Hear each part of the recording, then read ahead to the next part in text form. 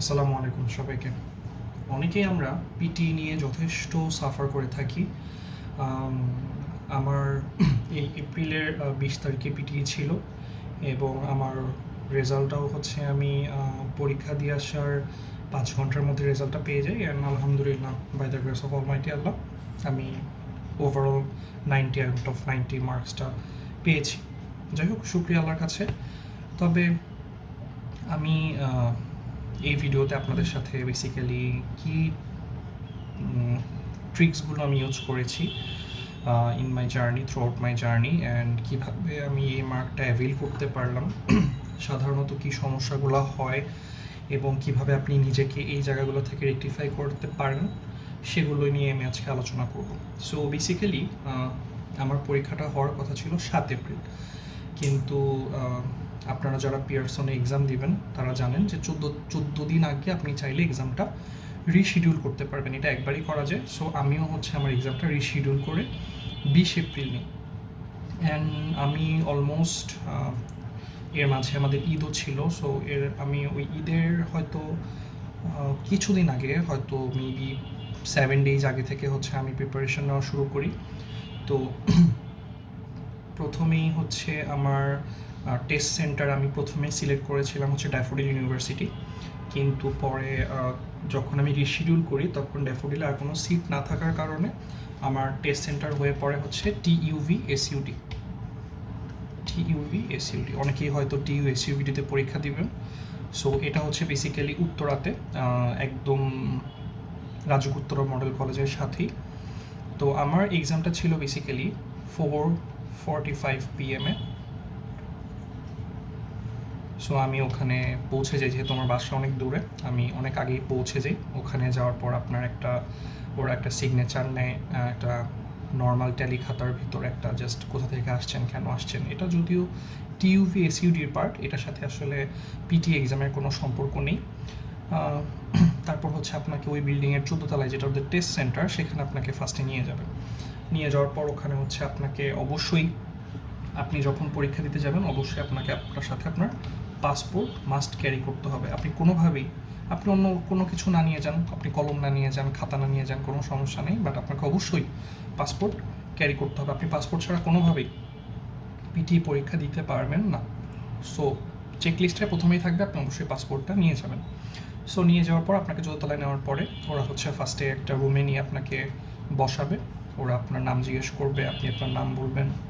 তারপর হচ্ছে ওরা আপনার এই থাম্বের হচ্ছে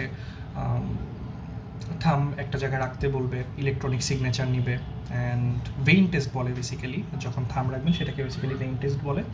সো এটা কিছু সময় লাগে, কারণ আমরা অনেকেই আছি যাদের আমাদের ফ্রিকুয়েন্টলি হাত ঘামে। সো ইন দ্যাট কেস ওইটা কিছু সময় লাগে। সো এই ভিডিওতে আমি আসলে আমার এই পিটির এই সিরিজটা বানানোর একমাত্রই লক্ষ্য হচ্ছে, আমি চাই প্রত্যেকটা জায়গা, রিডিং, রাইটিং, লিসেনিং, স্পিকিং, প্রত্যেকটা পোর্শনে যেন আপনাদের সাথে আমি শেয়ার করতে পারি আমি কিভাবে একটা ভালো মার্কের জন্য কিভাবে শিডিউল করেছিলাম, কিভাবে পড়েছি। অ্যান্ড আমি আশা করব এই জার্নিটা আপনাদেরকেও হেল্প করবে, যারা আমার মতো সাফার করছেন, কিভাবে হবে কিভাবে হবে না, আমি তো পারছি না। যারা একবারই পরীক্ষাটা দিয়ে উত্তীর্ণ হতে চান, আমি বলবো যে তাদের জন্য এই ভিডিওটা একটু হলেও হেল্পফুল হবে। আপনি যখনই পিটিই দিবেন দেখবেন আপনার সাথে অনেকেই পরীক্ষা দিচ্ছে। সো সবাই প্রশ্ন করবে এটা আপনার কততম পরীক্ষা। আসলে আপনি যখন 27,000 টাকার একটা পরীক্ষা দিচ্ছেন, 26,500, 27,000, হোয়াট এভার, আপনি অবশ্যই চাবেন একবারে পরীক্ষাটা পার হয়ে যাওয়ার জন্য। And to be very honest, আমার ওটা একবারই পরীক্ষা ছিল।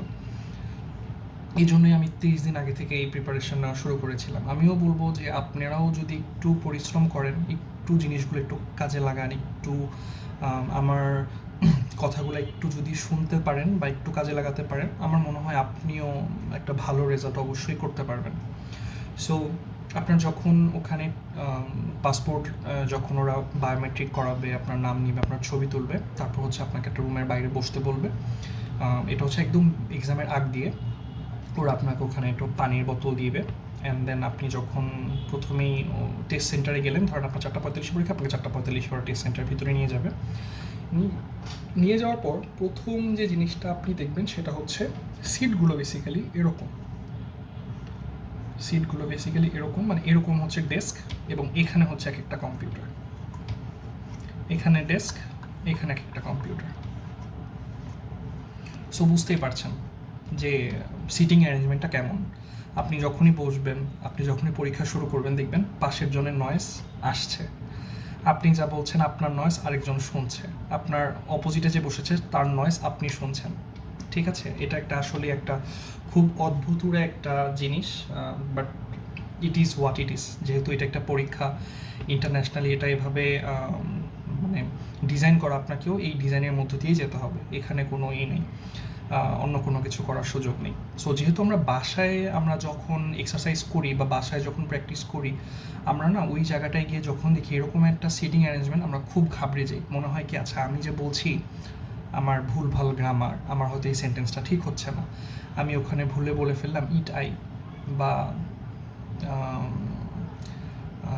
আই ওয়াজ ইটেন রাইস বা সামথিং। আমি অনেক গ্রামাটিক্যাল মিস্টেক করছি, কেউ কেউ আমাকে জাজ করছে, কেউই আসলে জাজ করছে না। কারণ কি, আপনি যেরকম পরীক্ষা দিচ্ছেন, আপনার একটা টার্গেট ভালো মার্ক পাওয়া, আপনার পাশে যে বসেছে তারও টার্গেট একটা ভালো মার্ক পাওয়া, ইভেন আপনার অপোজিটে যে বসেছে তারও একটা টার্গেট হচ্ছে ভালো মার্ক পাওয়া।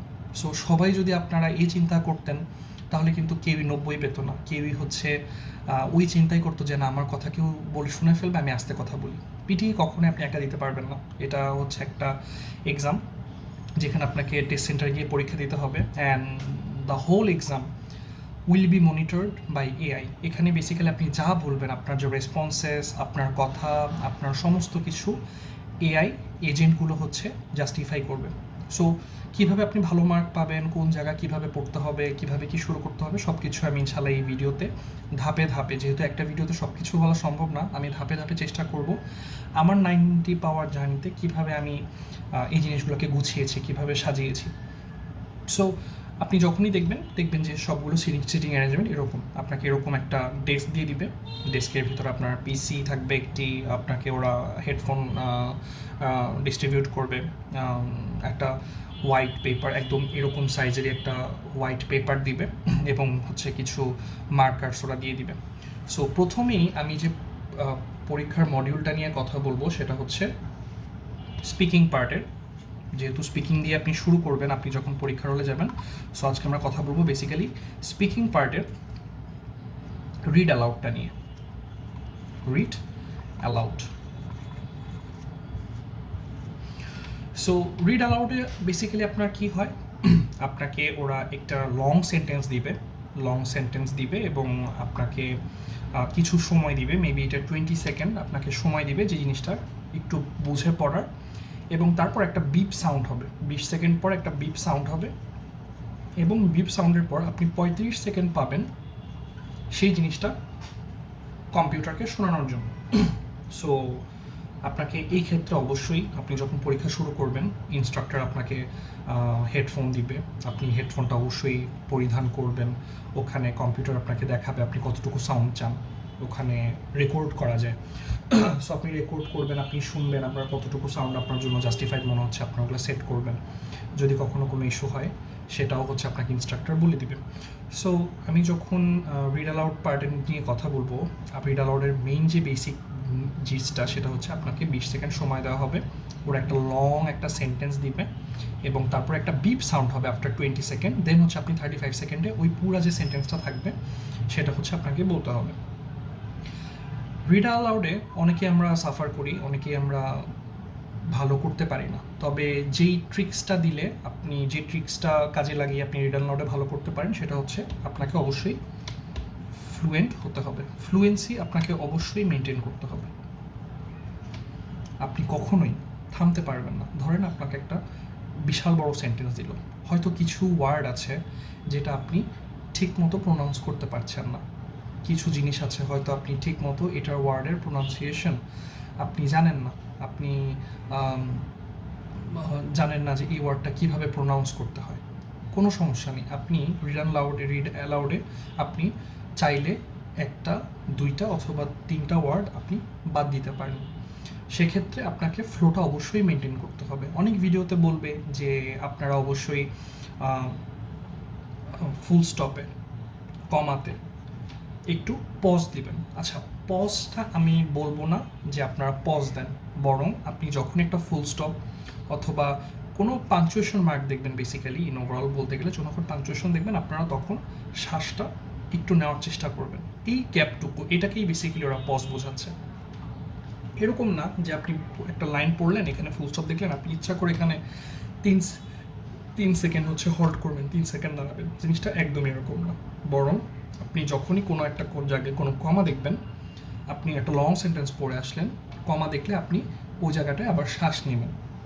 তারপর আপনি ধরেন আপনি আবার আগিয়ে গেলেন, আপনি যে গেলেন এখানে একটা ফুল স্টপ আছে, তখন যদি আপনার মনে হয় যে আপনার শ্বাস ছাড়তে হবে, আপনি শ্বাস ছেড়ে আবার শ্বাস নেবেন, তারপর আপনি পড়ে ফেলবেন। রিড অ্যালাউডে আপনি ভালো করতে পারবেন তখনই যখন আপনার ফ্লুয়েন্সিটা থাকবে, একটা লং সেন্টেন্স আপনি খুব দ্রুত শেষ করতে পারছেন। এখানে অবশ্যই আপনার কথায় ক্লিয়ারিটি থাকতে হবে, আপনি কি বলছেন। ধরেন এখানে লেখা আছে there are something or there will be something, বা যাই হোক না কেন, আপনি জিনিসটা যথেষ্ট ক্লিয়ারলি বলার চেষ্টা করবেন। যতটা ক্লিয়ারলি আপনি বলতে পারবেন, আপনার রিড অ্যালাউড পোর্শনে মার্ক তোলার সম্ভাবনা তত বেড়ে যাবে। এবং এখানে একটা জিনিস হয়, যেটা আমি আপনাকে বললাম যে সিটিং অ্যারেঞ্জমেন্ট, আপনি যখন আপনার সাথেও কিন্তু আরও 7 জনের অথবা আরও 4 জনের পরীক্ষা শুরু হবে। বেসিক্যালি TUSUVD-তে আমার এক্সপিরিয়েন্স অনুযায়ী ওখানে একটা রুমে 8 জন পরীক্ষা দিতে পারে, একটা রুমে 4 জন পরীক্ষা দিতে পারে। সো আপনি যদি 8 জনের রুমে কখনো পড়ে যান, এটা আসলে বলা যায় না, তখন আপনার সাথে আরও 7 জন পরীক্ষা দিবে, একই সাথে পরীক্ষা শুরু হবে। আপনি যা বলছেন, আপনার ফেলোমেট আপনার পাশে যে বসছে সেও রিড অ্যালাউড দিচ্ছে কোনো না কোনো, আপনার পিছনে যে বসেছে সেও রিড অ্যালাউড দিচ্ছে। তখন কি হয়, কনসেন্ট্রেশনটা ব্রেক হতে পারে, কারণ যেহেতু যদি আপনি নতুন দিয়ে থাকেন, আপনার জন্য জায়গাটা নতুন, কখনো এগুলো চিন্তা করবেন না। আপনার মাথায় থাকবে আমি একটা 27,000 টাকার পরীক্ষা দিতে আসছি, আমি আমার ফ্যামিলিকে এই 27,000 টাকার বার্ডেন দিতে চাই না, আমি একবারে এই পরীক্ষাটা ক্র্যাক করতে চাই। আপনি চোখের সামনে যা দেখবেন, যেহেতু 20 সেকেন্ড আপনাকে প্রথমে সময় দিবে সেন্টেন্সটা পড়ার জন্য, আপনি সেন্টেন্সটা একটু গো থ্রু করবেন। যদি দেখেন যে না, কোনো একটা সেন্টেন্স আপনার কাছে, কোনো একটা সেন্টেন্সে কোনো একটা পোর্শন আপনার কাছে কঠিন লাগছে, ধরেন কোনো একটা স্পেলিং বা কোনো একটা প্রোনাউন্সিয়েশন আপনি পারছেন না, আপনার কাছে মনের মধ্যে মনে হচ্ছে যে না, আচ্ছা মনে হয় এটা বলতে গেলে আমি হয়তো মেসড আপ করে ফেলবো, আপনি বাদ দেন, আপনি ওই ওয়ার্ডটা পড়বেনই না। আপনি পারলে, যদি পারেন, মাউস দিয়ে ওই ওয়ার্ডটা হোভার করে চলে যান, যে না আমি এই ওয়ার্ডটা বলবো না, বা ওখানে মাউসের কার্সারটা ওইটা নিচে রেখে দেন, যে না যখন আমি রিড অ্যালাউডে বলে আসবো, ওই ওয়ার্ডটা দেখলে আমি আর বলবো না। 1টা 2টা 3টা ওয়ার্ড আপনি বাদ দিতে পারবেন, তবে আপনি যে বাদ দিবেন এটা এরকম না যে ওখানে আপনাকে পজ দিতে হবে, আপনি ফ্লুয়েন্টলি বলে যাবেন, থামা যাবে না। রিড অ্যালাউডে ভালো করার মেইন মুহূর্তই হলো ফ্লুয়েন্ট হতে হবে এবং কোনোভাবেই থামা যাবে না। আপনি যখনই থামবেন তখনই আপনার মার্ক ডিডাক্ট হতে থাকবে, কোনোভাবেই থামা যাবে না। সো হ্যাঁ, একটা অনেকের ক্ষেত্রে কি হয়, একটা ডিস্ট্রাকশন তৈরি হয় যে আমার পাশের জন তো অনেক জোরে জোরে বলছে, আমি কি বলছি না বলছি, সেটা কখনোই চিন্তা করবেন না। আপনি মনে করবেন আমার এটা পরীক্ষা, আমাকে ভালো করতে হবে। এখানে একটা পরীক্ষায় এই স্পিকিং পার্টে সবাই হচ্ছে মানে তার ঘোড়া নিয়ে দৌড়াচ্ছে, তাহলে আপনি কেন দৌড়াবেন না? আপনাকেও দৌড়াতে হবে, নিজের মধ্যে সাহস সঞ্চয় করতে হবে যে না, আমি এই 27,000 টাকার ফ্যামিলি কে আর বার্ডেনে ফেলবো না, আমি সর্বোচ্চটা দিব।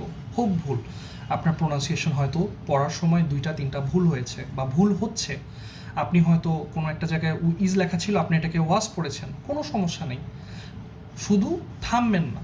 আমার একটাই রিকোয়েস্ট, কোনোভাবে আপনি যদি রিড অ্যালাউডে ভালো করতে চান, এই স্পিকিং মডিউলে আপনাকে কোনোভাবেই এখানে কোনো জায়গায় থামা যাবে না। আপনি যা দেখবেন দ্রুত তাই বলার চেষ্টা করবেন আপনার পুরো সেন্টেন্সটা শেষ করে যেন সেখানে 15 সেকেন্ডের মতো সময় লেফট থাকে। 15 সেকেন্ড, হয়তো অনেক সময় আপনি শেষ করে দেখতে পারেন 10 সেকেন্ড, সেটাও ভালো। যখনই শেষ হবে সাথে সাথে হচ্ছে আপনি নেক্সট বাটন, আপনার মনিটরে দেখবেন একদম রাইট সাইডে নিচে একটা নেক্সট বাটন থাকবে, সেই নেক্সট বাটন আপনি ক্লিক করে সাথে সাথে পরে রিড অ্যালাউডে দিয়ে চলে যাবেন। সাধারণত আপনি যখন পরীক্ষা শুরু করবেন, স্পিকিং মডিউল দিয়ে আপনার পিটিটা শুরু হবে এবং রিড অ্যালাউড হচ্ছে আপনাকে বেসিক্যালি একটা না, বরং হচ্ছে অনেক সময় আমি দেখেছি 4টা, অনেক সময় 5টা, অনেক সময় 6টাও আসতে পারে। সো এটা আসলে বলা যায় না আপনার পরীক্ষায় কয়টা রিড অ্যালাউড আসবে, তবে আপনি ধরে রাখেন আপনি 5টা রিড অ্যালাউড পড়বেন। যখনই আপনার শেষ হবে সাথে সাথে আপনি হচ্ছে নেক্সট বাটনে ক্লিক করে পরের রিড অ্যালাউডের জন্য প্রিপেয়ার হয়ে যাবেন। কারণ আপনি যখনই মানে আপনার পড়া শেষ, আপনি দেখতেছেন সময়টা চলে যাচ্ছে, কোনো দরকার নেই তো, এইটা বরং আপনার ফ্লুয়েন্সিতে মার্কটাকে ডিডাক্ট করে দিবে। সুতরাং আপনি চেষ্টা করবেন যত দ্রুত বলে ফেলা যায় তত দ্রুত সেন্টেন্সটা শেষ করে ফেলার জন্য। যদি কোনো জায়গায় ভুল হয়, ধরেন আপনার এখানে লেখা ছিল ইজেন্ট বা সামথিং, কোনো সমস্যা নেই, আপনি ইজ নটও বলতে পারেন, ইজেন্টও বলতে পারেন, দ্রুত বলে ফেলবেন, হেজিটেশন করবেন না, দ্রুত শেষ করে ফেলবেন। যখনই দ্রুত শেষ হবে সাথে সাথে হচ্ছে আপনি নেক্সট বাটনে ক্লিক করে পরের ডায়লগে চলে যাবেন।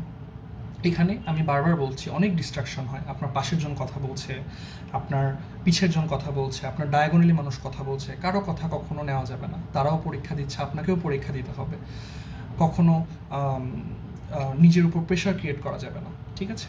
প্রেশার ক্রিয়েট করতে অনেক সময় দেখা যায় আপনি একটা পরীক্ষা দিলেন, একটা রিড অ্যালাউডে গিয়ে আপনার একটু হয়তো ভুল হলো, আপনি হয়তো কোনো একটা জায়গায় 4-5টা ওয়ার্ড ভুল বলে ফেললেন, কোনো সমস্যা নেই। আপনি যতক্ষণ ফ্লুয়েন্সি মেনটেন করছেন, কথার ফ্লো একদম সেমভাবে যাচ্ছে, আপনি থামছেন না, আপনি আটকাচ্ছেন না, আপনি ধরে রাখেন, ইনশাল্লাহ আপনার স্পিকিংয়ের রিড অ্যালাউডে ভালো মার্ক ইনশাল্লাহ আসবে। কোনোভাবেই থামা যাবে না। পজ বলতে অনেক ভিডিওতে বলবে পজ বলতে আপনি ওই সময় শ্বাস ছেড়ে শ্বাস নেবেন, যতটুকু সময় ততটুকুই হচ্ছে আপনার জন্য পজ। এখানে 3 সেকেন্ড চুপ করে থাকতে হবে, এটা পজ না, বরং আপনি যত যত সময় আপনি চুপ থাকবেন আপনার ফ্লুয়েন্সিতে মার্ক যেতে থাকবে। স্পিকিং পার্টে পিটিতে বেসিক্যালি দেখে আপনি কতটা ফ্লুয়েন্ট। এখানে অনেকের একটা ভুল যে আচ্ছা আমি স্পিকিং যাই বলি আমার গ্রামার ঠিক হয় না। পিটিতে আপনি যদি পিটি দিয়ে থাকেন, আপনার যদি এখানে টার্গেট থাকে আপনি 77+ পাবেন, আপনাকে স্পিকিংয়ের ক্ষেত্রে আমি একটা জিনিস বলতে পারি, কখনোই গ্রামার নিয়ে ভয় পাবেন না। স্পিকিং পার্টটা চেকই হয় আপনি ফ্লুয়েন্ট কিনা, আপনি দ্রুত কথা বলতে পারছেন কিনা, আপনার কথায় ফ্লুয়েন্সি আছে কিনা, আপনি থেমে যাচ্ছেন না তো, এই জিনিসগুলোই ওরা বেসিক্যালি চেক করে। ওরা কখনো গ্রামার চেক করে না, গ্রামার চেকের জন্য ওদের কাছে রাইটিং পার্ট আছে। সো এই পার্টে, এই স্পিকিং পার্টে আপনার কখনোই ওরা হচ্ছে আপনার গ্রামার নিয়ে কথা বলবে না। সো আপনি যাই দেখবেন তাই বলবেন, এতে করেই হচ্ছে আপনার রিড অ্যালাউড পোর্শনে আমি অ্যাসিওর করতে পারি আপনি খুব ভালো মার্ক পাবেন। এখন অনেকের প্রশ্ন থাকে যে আমি কিভাবে নিজেকে যাচাই বাছাই করব। সো সেই বিষয়ে যদি আমি বলি, আপনি আমার এই স্ট্র্যাটেজিটা শুনলেন যে কিভাবে আমি স্পিকিংয়ে রিড অ্যালাউডটা প্র্যাকটিস করেছি। আপনার বাসায় যেহেতু যদি আপনার এখনও 30 দিনের মতো সময় থেকে থাকে পিটির জন্য, আপনি তাহলে বাসায় একটা কাজ করে নেবেন, সেটা আমি এখনই বলে দিচ্ছি। ফর প্র্যাকটিস পারপাস আপনি ওয়েবসাইটে যাবেন, there is a website called Alpha PTE, Alpha PTE. এটার মাধ্যমে হচ্ছে আমি আমার পিটির জন্য যত প্রিপারেশন নাও আমি এটার মাধ্যমেই নিয়েছি। আশা করি এটাও আপনাদের হেল্প করবে। যদি আপনি ঠিকমতো রুটিন টু রুটিন সব কিছু মেনটেন করতে পারেন, যদি আপনার মার্ক অনেক খারাপ থেকে থাকে, আপনি এটার মাধ্যমে বুঝতে পারবেন যে আপনি কিভাবে ভালো করবেন, বা আপনার যে একটা চেঞ্জেস, আপনি জিনিসগুলো যে ফলো করে যে একটা চেঞ্জেস আপনি দেখতে পাবেন, না আমি রিড অ্যালাউড আগে খারাপ করতাম এখন আমার ভালো হচ্ছে, আপনি নিজেই দেখতে পাবেন। কারণ আলফা পিটিতে সব রকম আপনাকে ফ্যাসিলিটিস দেওয়া হবে। আপনি বেসিক্যালি আলফা পিটিতে 1 মান্থের একটা সাবস্ক্রিপশন কিনে নেবেন, 1 মান্থের একটা সাবস্ক্রিপশন। এটা মেবি কস্ট পড়বে আপনার, আপনি যখনই অ্যাকাউন্ট খুলবেন ওরা আপনাকে 10% একটা ডিসকাউন্ট দেবে। সো আফটার ডিসকাউন্টে আমার এক্স্যাক্ট ফিগার মনে নেই, মেবি 1600+ মনে হয়, সরি 1600, ইয়েস 1600+ একটা ফি আপনাকে দিতে হবে। এটা বিকাশের থ্রুতে পে করা যায়, দিবেন, দেওয়ার পরে ওরা আপনাকে এক মাসের জন্য আলফা পিটির জিনিসগুলো আপনাকে ওরা ওদের যে প্র্যাকটিস শিট, বিভিন্ন প্র্যাকটিস মডিউল ওরা আপনাকে শেয়ার করবে।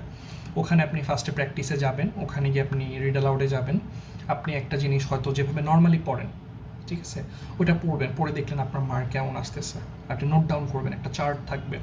তারপর আপনি এবার একটু, যেহেতু রিড অ্যালাউড নিয়ে কথা বলছি, আপনি শুরু করবেন আপনার, এবার একটু জোরে পড়ার চেষ্টা করবেন, একটু ফ্লুয়েন্সি মেনটেন করে দ্রুত পড়ার চেষ্টা করবেন। একটা সেন্টেন্স দেখলেন খুব দ্রুত শেষ করার চেষ্টা করবেন। আপনি শেষ করার পরও যেন আপনার কাছে 15 সেকেন্ডের বেশি সময় থাকে। 15 সেকেন্ডের বেশি সময় বলতে হচ্ছে, বেশি সময় ঠিক বলবো না, মানে অ্যাটলিস্ট আপনার হাতে 15 সেকেন্ড সময় তখনও যেন বেঁচে থাকে, ঠিক আছে? এটুকু একটু মেক শিওর করবেন, তাহলেই দেখবেন আপনাকে একটা ভালো মার্ক আপনি ফ্লুয়েন্সিতে মেনটেন করতে পারবেন। হয়তো দেখবেন আপনি 90-তে 70+ পাওয়া শুরু করছেন, it's a very good score. যখনই আপনি দেখবেন আপনি এটা পাচ্ছেন, তখন আপনি আরেকটু ফ্লুয়েন্সি মেনটেন করলে দেখবেন আপনি 80+ পাচ্ছেন। এভাবে করেই আমি আমার পরীক্ষার রিডেল আউট পোর্শনটা আমি এভাবে ঠিক করেছিলাম। আমি যেহেতু একটা জিনিস আলোচনা করতেই অনেক লম্বা সময় লেগে যায়, আমি ধাপে ধাপে প্রত্যেকটা বিষয় নিয়ে আলোচনা করব। যেহেতু এটা প্রথম ভিডিও, একটা জিনিস বলবো, আপনি ফার্স্টে আপনার যে জিনিসগুলোতে প্রবলেম, আপনি আলফা পিটির মাধ্যমে সাবস্ক্রিপশনটা কিনে দেখেন, আলফা পিটির সাথে আমার কোনো রকম কোনো কোলাবোরেশন নেই, বাট আমাকে পরীক্ষার জন্য আলফা পিটি অনেক হেল্প করেছে। আমি শুধু বাসায় পড়তাম, আমি কোনো কোচিংয়ে যাইনি, কোনো কিছু করিনি, জাস্ট এই সাবস্ক্রিপশনটা কিনে আমি একটা মাস শুধু এটার পিছনে সময় দিয়েছি, চেষ্টা করেছি কীভাবে সবসময় মার্কটা 77-এর উপরে রাখা যায়, and I ended up in 90/90। So আমার মনে হয় আপনারাও যদি চেষ্টা করেন, আপনারাও যদি এভাবে করেন, আপনাদের জন্য ভালো হবে। সো যে জিনিসটা বলছিলাম, যে প্রথমে আপনি শুরু করবেন হচ্ছে প্র্যাকটিসগুলো করার। 1 নম্বর হচ্ছে আপনি ফার্স্টে প্র্যাকটিসগুলো শেষ করবেন। যখন দেখবেন আপনি প্র্যাকটিস পোর্শনটা ভালো মতো পারছেন, আপনার প্র্যাকটিসে 80 মার্ক আসছে, আপনি যাই প্র্যাকটিস করছেন না কেন, weather it is read aloud অথবা রিপিট সেন্টেন্স, রিটেল লেকচার, যাই হোক না কেন, যখনই দেখবেন আপনার কোনো একটা প্র্যাকটিস করার পর সেটাতে কন্টিনিউয়াসলি 80-র উপরে মার্ক আসছে, তখন আপনি তারপরেরটা দিয়ে শুরু করবেন। যখন আপনার দেখলেন যে না, আমি এবার স্পিকিং মডিউলের সব কিছু পারি, স্পিকিং মডিউলের বা অন্যান্য মডিউলের সব কিছুতেই আমি 80-র উপরে মার্ক পাচ্ছি, তখন আপনি শুরু করবেন আপনার সেকেন্ড ধাপ, টাইমড সেকশনাল টেস্ট। আপনি যখনই সাবস্ক্রিপশন কিনবেন, ওরা আপনাকে টাইম সেকশনালও দেওয়ারও সুযোগ দিবে। টাইম সেকশনাল জিনিসটা কি? এটা হচ্ছে আপনাকে একটা পরীক্ষার একটা আবহাওয়া দিবে। এখানে আপনার সব কিছু টাইম ওয়েতে হচ্ছে তারা মেজার করবে। যে ধরেন আমরা যখন পরীক্ষা দিয়েছিলাম, আমাদের 45 মিনিটস ছিল হচ্ছে স্পিকিং মডিউলটা 45 মিনিটসে দিতে হতো। যখন টাইম দিবেন, তখন আপনার টাইমের বিষয়ে যে জিনিসটা, সেটা হচ্ছে আপনি হ্যান্ডেল করতে পারবেন। যখন দেখবেন আপনি টাইম সেকশনাল মক্সে 80 উপরে পাচ্ছেন অথবা 77-এর উপরে পাচ্ছেন, যখন দেখবেন, তখন আপনি শুরু করবেন আপনার ফাইনাল মক টেস্ট। অ্যান্ড এভাবেই হচ্ছে আমি আমার পিটির সময় আমি হচ্ছে এই স্ট্র্যাটেজিটা ফলো করেছিলাম। ফাইনাল মক টেস্ট দিবেন, দেখবেন প্রথমে মার্ক আসতেছে আপনার ধরেন 45, 55, হাল ছাড়বেন না। এই 45, 55-এ একটা সময় আপনার 90 হয়ে যাবে। যদি আমারও হয়ে যায়, ইনশাল্লাহ আপনারও হবে। শুধু প্রসেসটা মেনটেন করতে হবে, রেগুলারিটি মেনটেন করতে হবে, নিজের সর্বোচ্চ এফোর্টস দিতে হবে। অবশ্যই আপনি পিটিইতে ভালোভাবে একটা মার্ক নিয়ে পার হতে পারবেন। সো আজকের ভিডিও এ পর্যন্তই। নেক্সট ভিডিওতে আমরা ইনশাল্লাহ স্পিকিং মডিউলের আরও 2টো পার্ট অথবা আরও একটি পার্ট, সেটা বলতে পারছি না, আরও 2টি পার্ট অথবা একটি পার্ট, রিপিট সেন্টেন্স অথবা রিটেল লেকচার, কোনো একটা কিছু নিয়ে আলোচনা করব। ধন্যবাদ সবাইকে। ভিডিওটি ভালো লাগলে অবশ্যই জানাবেন। কারো কোনো প্রশ্ন থাকলে কমেন্ট বক্স অবশ্যই আপনার। আমি চেষ্টা করব যে কোনো প্রশ্নের উত্তর আমার দিক থেকে সর্বোচ্চভাবে আমি কি ফিল করেছি সেটা দেওয়ার জন্য। ধন্যবাদ সবাইকে। আসসালামু আলাইকুম।